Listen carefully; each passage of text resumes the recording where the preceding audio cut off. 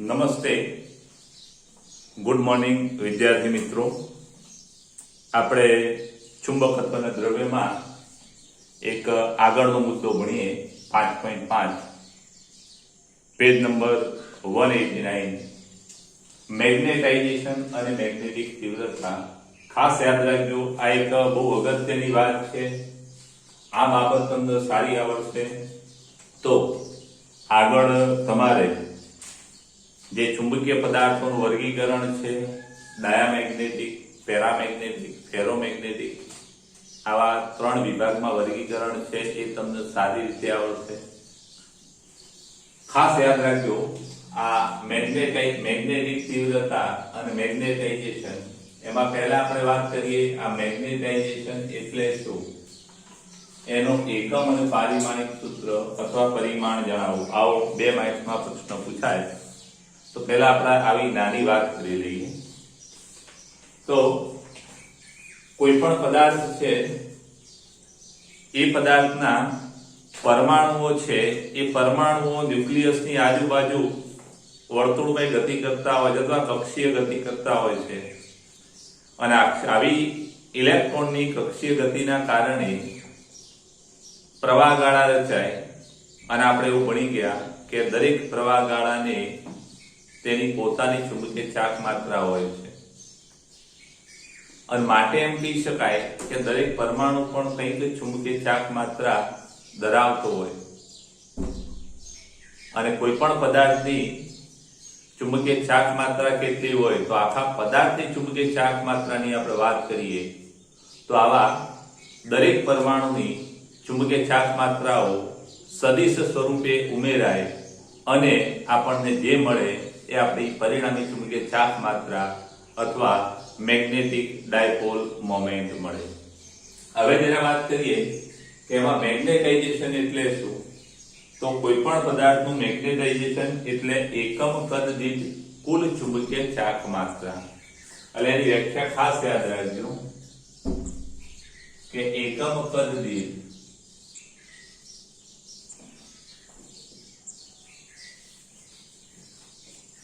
ચુંબકીય ચાક માત્રાની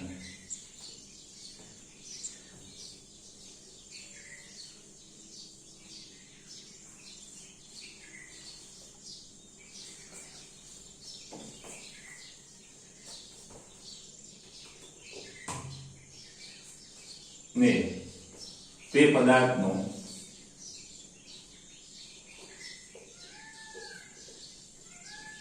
મેગ્નેટાઇઝેશન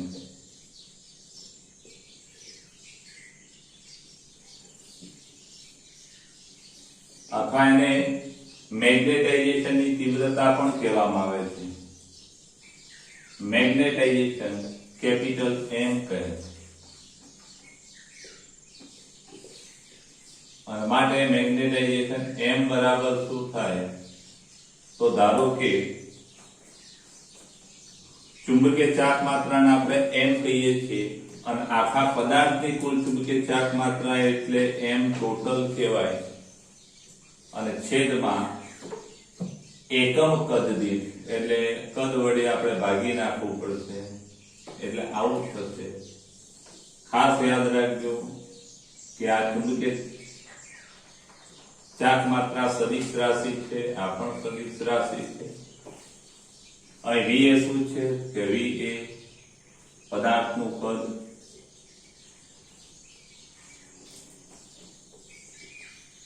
અને M total પરિણામી પદાર્થની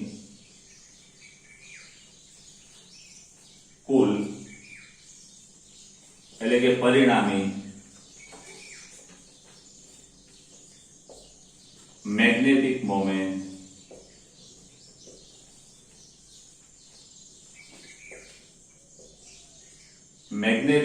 એટલે ચુંબકીય ડાયપોલ મોમેન્ટ.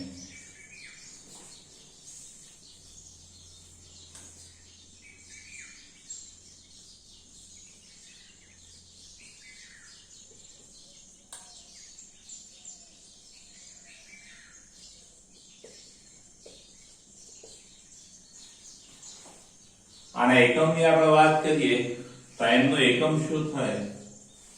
તો m નો એકમ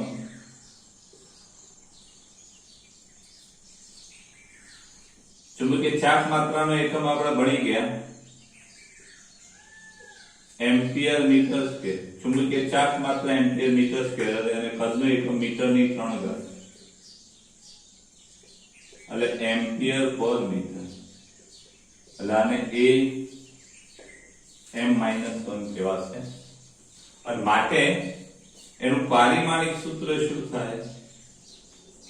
તો કે m નું પારિમાણિક સૂત્ર ઇઝ ઇક્વલ ટુ a નું પારિમાણિક સૂત્ર a1 અને મીટર એટલે લંબાઈ અને એની -1 ઘાત.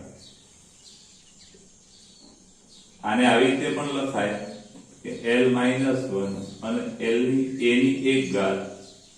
એક આપણે ઘાતમાં હોય તો લખતા નથી. ખાસ યાદ રાખજો કે આ જે લાંબી થિયરી છે એમાં એક નાનો ટૂંકો મુદ્દો આવો પૂછાય છે. ચાલો એના પછી સ્ક્રીનશોટ લઈ લેજો.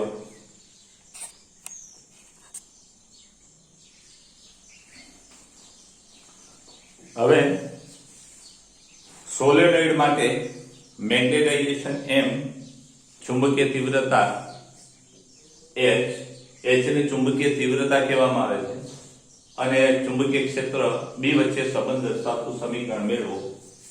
તો આપણે પહેલા ધારો કે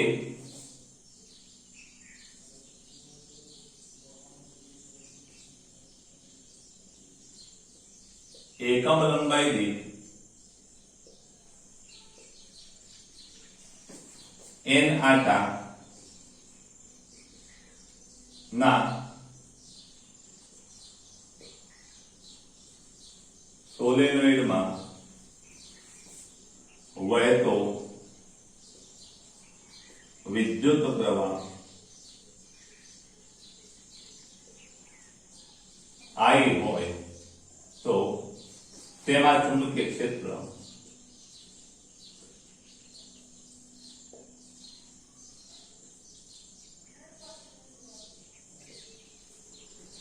D0 બરાબર શું થાય? ઇઝ ઇક્વલ ટુ μ0 ગુણ્યા ni. આપણે મિત્રો સોલેનોઇડ ની આના અગાઉના ચેપ્ટરમાં થિયરી ભણી ગયા અને સોલેનોઇડ અને ટોરોઇડના અંદરના વિસ્તારમાં ચુંબકીય ક્ષેત્રનું સૂત્ર આપણે આવું ભણી ગયા. ખાસ યાદ રાખજો આમાં એક વાત કે આ μ0 n ગુણ્યા i ને શું કહેવામાં આવે છે? h કહેવામાં આવે છે. સમીકરણ નંબર 1 જ્યાં h બરાબર શું છે કે જે h n ગુણ્યા i, જેના માટે શબ્દ વપરાય છે ચુંબકીય તીવ્રતા. આ શું છે?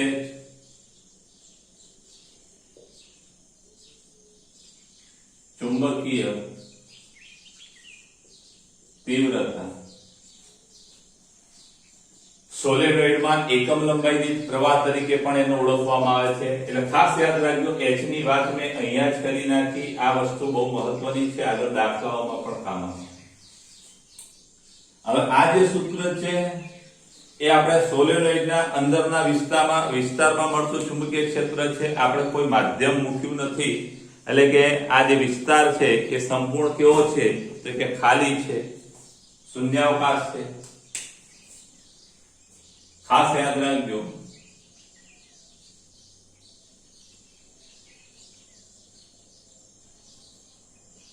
આ જે ક્ષેત્ર મળે છે સમા મળે છે શૂન્યાવકાશમાં.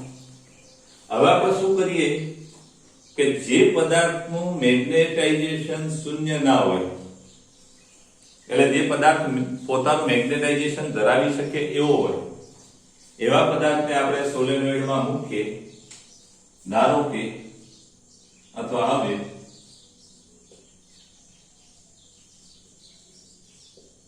જેનું મેગ્નેટાઇઝેશન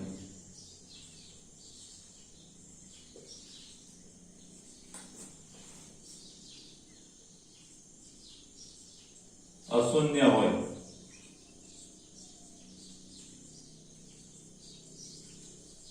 તેવા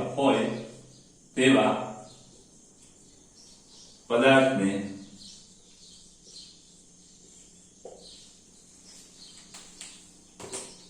સોલેનોઇડમાં મૂકતા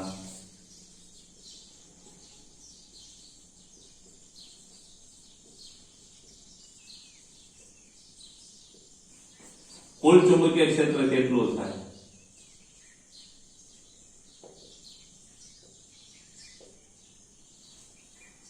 B કેટલું થશે? તો કે B તો પહેલા B0 તો મળતું જ હતું, પદાર્થની ગેરહાજરીમાં પણ B0 ચુંબકીય ક્ષેત્ર મળતું હતું, પણ હવે જે પદાર્થ મૂકવામાં આવે છે એ પદાર્થનું પણ પોતાનું કંઈક ચુંબકત્વ પ્રાપ્ત કરશે અંદરના વિસ્તારમાં, અને એના આપણે મેગ્નેટાઇઝેશનના કારણે મળતું ચુંબકીય ક્ષેત્ર કહીશું Bm. એટલે જ્યારે સોલેનોઇડમાં પદાર્થ મૂકવામાં આવે જેનું મેગ્નેટાઇઝેશન અશૂન્ય હોય તો કુલ ચુંબકીય ક્ષેત્ર કેટલું થાય? તો કે પહેલા B0 તો હતું જ, પણ આટલું ઉમેરાશે. સમીકરણ નંબર આપણું આ 2, જ્યાં Bm બરાબર શું થશે? આ Bm એ પદાર્થમાં ઉદ્ભવતું ચુંબકીય ક્ષેત્ર છે, એટલે પદાર્થના અંદરના એટલે કે ગર્ભ ભાગમાં ઉદ્ભવતું ચુંબકીય ક્ષેત્ર છે, અને પદાર્થમાં ઉદ્ભવતું ચુંબકીય ક્ષેત્ર છે કોના કારણે છે? કે પદાર્થના મેગ્નેટાઇઝેશનના કારણે છે. એટલે આપણે એમ કહી શકીએ પણ અહીં આ Bm છે પદાર્થના કારણે જે ચુંબકીય ક્ષેત્ર પેદા થાય છે એ પદાર્થના મેગ્નેટાઇઝેશનના કારણે છે, એટલે કે એ એના મેગ્નેટાઇઝેશનના સમપ્રમાણમાં હોય. પદાર્થનું મેગ્નેટાઇઝેશન થાય જ નહીં તેની ચુંબકીય ચાક માત્રા 0, અને ચુંબકીય ચાક માત્રા 0 તે કોઈ પણ પ્રકારનું ચુંબકત્વ ધારણ કરી શકે નહીં, અને માટે આ Bm બરાબર કોઈ સપ્રમાણતાનો અચળાંક મૂકીએ આપણે μ0, તો Bm બરાબર μ0 m કહી શકીએ. અહીંયા આપણે જેમ કહીએ B0 બરાબર μ0 h, એમ અહીંયા Bm બરાબર μ0 m. આ સમીકરણ નંબર આપણું આ 2 થશે, સોરી 3 થશે. હવે આ સમીકરણ 2 માં 3 અને 1 ની કિંમત મૂકતા, એટલે કે સમીકરણ 1, 2 અને 3 પરથી B બરાબર શું થશે? કે સદિશ B તમારે એવું લખ્યું છે કે H સદિશ ચુંબકીય ક્ષેત્ર ચુંબકીય તીવ્રતા H ઉમેરવી પડે, તો અહીંયા આપણે એને H શું છે એ લખી દીધું છે, એટલે B0 ની જગ્યાએ આપણે શું લખીશું? કે μ0 H વત્તા Bm ની જગ્યાએ μ0 m, અને માટે B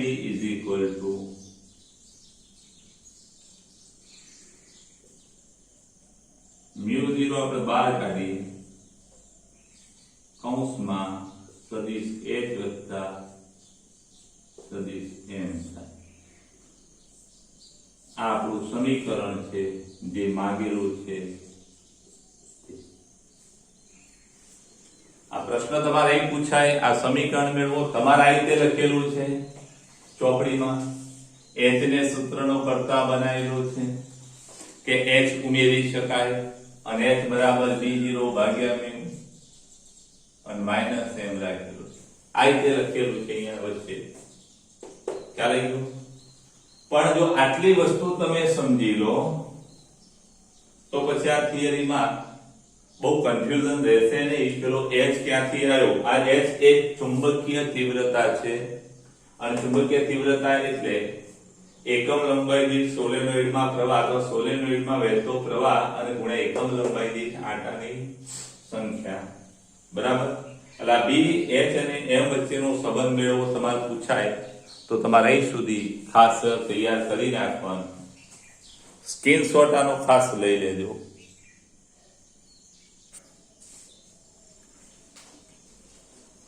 આપણે જે પ્રશ્ન ભણ્યા,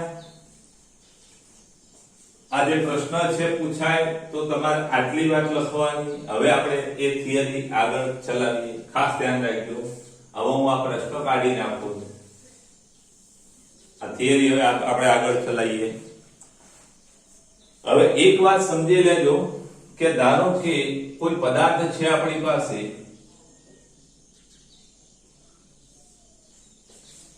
અને એ પદાર્થ કઈ મેગ્નેટાઇઝેશન ધરાવતો નથી. સારો માનો કે આનું કુલ મેગ્નેટાઇઝેશન 0 છે. હવે થશે શું કે આપણે એક સોલેનોઇડ લઈએ,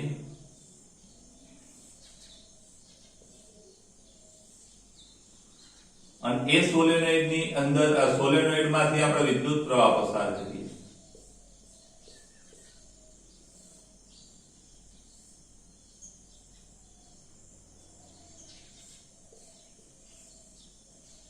સોલેનોઇડ માંથી વિદ્યુત પ્રવાહ પસાર કરીએ એટલે શું થશે કે અંદરના વિસ્તારમાં ચુંબકીય ક્ષેત્ર ઉત્પન્ન થશે, જેને આપણે B0 કીધેલું.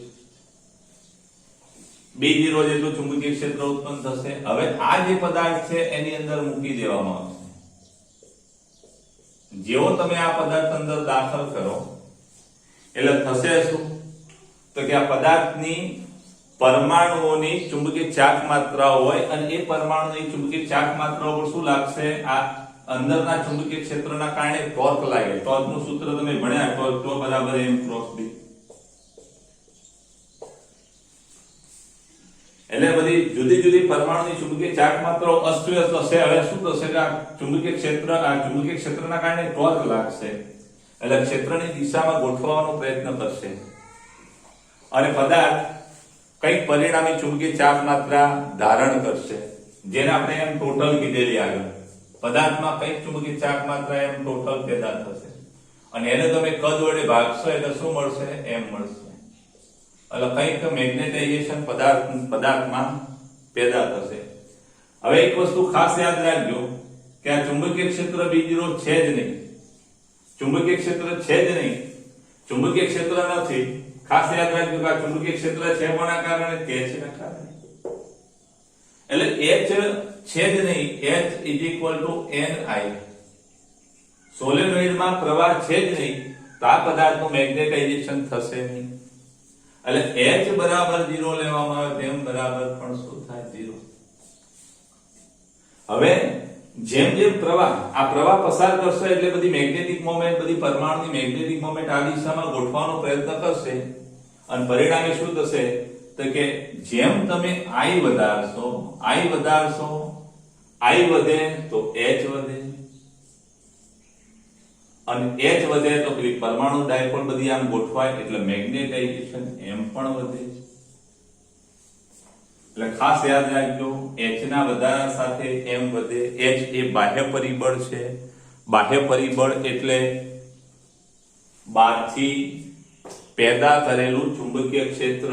આ સોલેનોઇડ જે બહારથી પેદા કરવા વાળો બહારથી ચુંબકીય ક્ષેત્ર પેદા કરે છે. એટલે આપણે એમ કહી શકીએ કે આ જે મેગ્નેટાઇઝેશન M છે એ H ના વધારા સાથે વધે છે, એટલે કે M ચલે છે H. એટલે મેગ્નેટાઇઝેશન M એ H ના સમપ્રમાણમાં છે.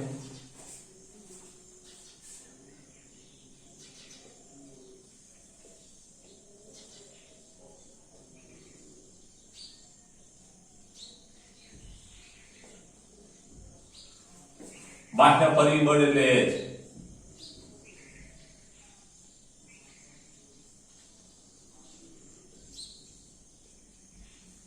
અને માટે M જે M ચલે છે શું થશે? એટલે માટે M કોઈ સપ્રમાણતાનો અચળાંક, અને X ને પણ કાય કહેવામાં આવે છે, કાય H. સમીકરણ નંબર આપજો આ 5, જ્યાં કાય A શું છે તો કાય A પદાર્થની મેગ્નેટિક સસેપ્ટિબિલિટી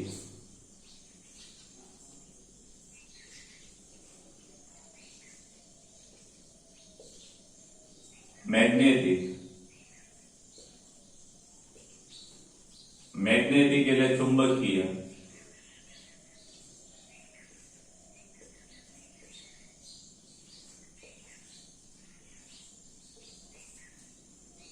પરિમાણ રહિત છે એનું એકમ નથી,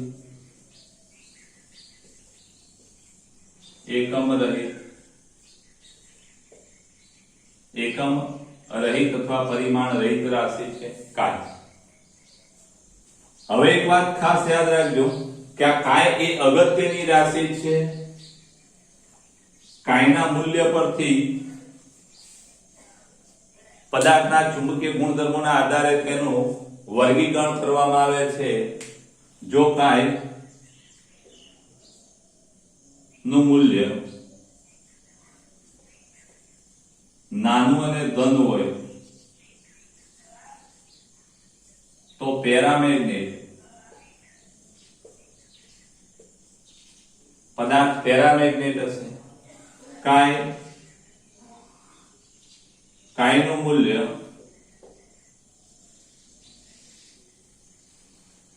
નાનું અને ઋણ હોય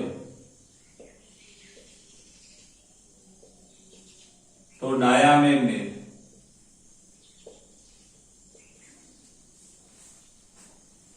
અને ત્રીજું કાય ખૂબ મોટો હોય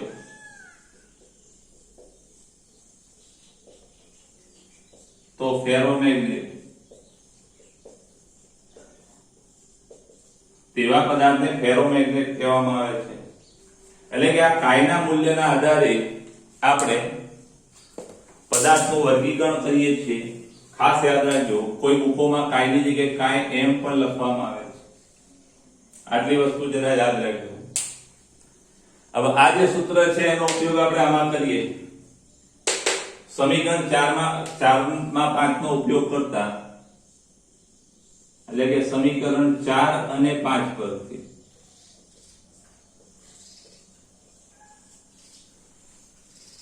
B is equal to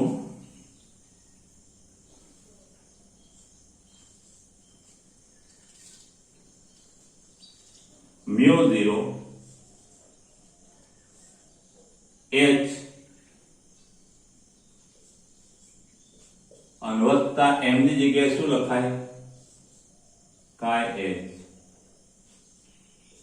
ખાસ ધ્યાન રાખજો અહીંયા m ની જગ્યાએ કાય h મૂક્યો છે. m ની જગ્યાએ કાય h એટલે mu 0. આમાંથી આપણે માટે સદિશ b is equal to mu 0 h આપણે બહાર કાઢીએ એટલે કૌંસમાં 1 plus કાય h આવું થશે. આપણું સમીકરણ નંબર 5 પછી 6. હવે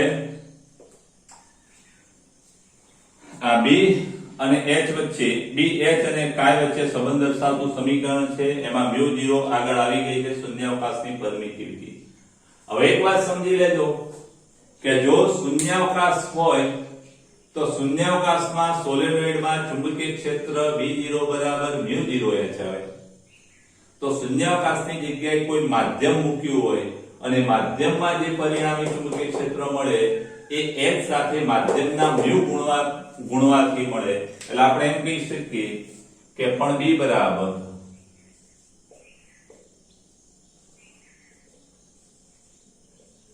mu h. mu એ માધ્યમ અથવા પદાર્થની ફરમી સમીકરણ નંબર 7 પણ mu જ્યાં mu માધ્યમની એટલે કે પદાર્થની ફરમી એબિલિટી. હવે આ બે સમીકરણો જો સરખાવવામાં આવે તો આપણે એવું કહી શકીએ કે મ્યુ બરાબર માટે સમીકરણ 6 ને 7 પરથી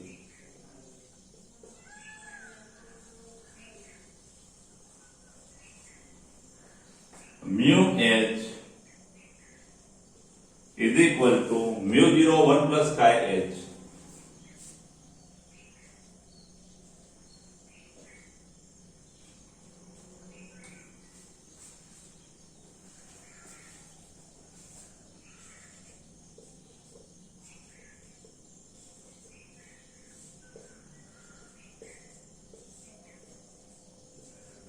h બંને બાદ છે ઉડી જશે એટલે માટે mu is equal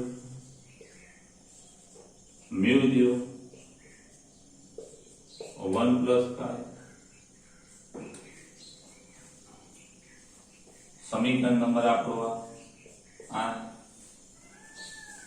પણ આ mu 0 આ બદલાઈ તો mu ભાગ્યા mu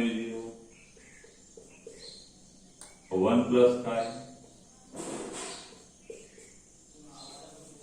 mu ભાગ્યા mu 0 શું કહેવાય mu r તો mu ભાગ્યા mu 0 mu r જેને આપણે સાપેક્ષ પરમિએબિલિટી કહીએ છીએ mu r એ શું છે સાપેક્ષ પરમિએબિલિટી લાના પરથી આપણે એમ કહી શકીએ કે mu r બરાબર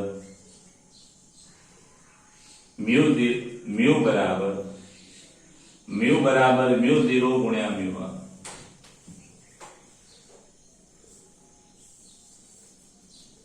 આ સમીકરણ નંબર આપણું 9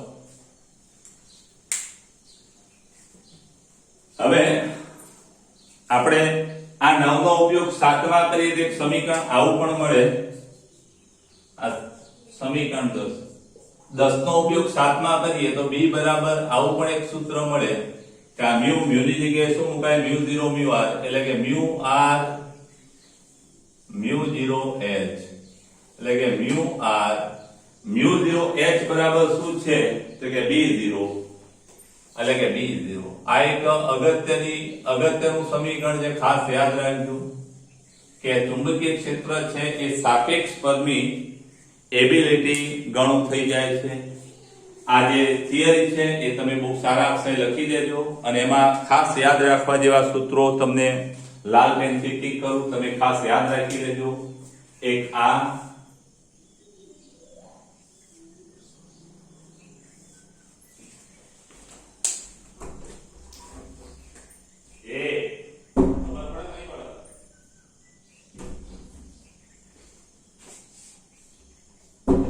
યાદ રાખવા જેવા સૂત્રો ખાસ યાદ રાખી લેજો એક આ પછી બીજું આ h બરાબર સ્મોલ ni પછી m બરાબર chi h પછી એક આ પણ યાદ રાખજો આ પણ એક યાદ રાખજો પછી એક આ બહુ અગત્યનું સમીકરણ આમાંથી કોઈ રાશિ આપેલી હોય કાય આપી હોય અને mu r શોધવાનો હોય અથવા mu r આપી હોય કાય શોધવાનો હોય તો અને એક આ 10મું આ બહુ અગત્યના સૂત્રો છે દાખલા ગણવા માટે અને MCQ માટે એટલે MCQ દાખલા માટે તમારે ખાસ આટલા સૂત્રો આ સમ થિયરીમાંથી પાકા કરી નાખવાના ચાલો સ્ક્રીનશોટ લઈ લેજો અને ઉતારી દેજો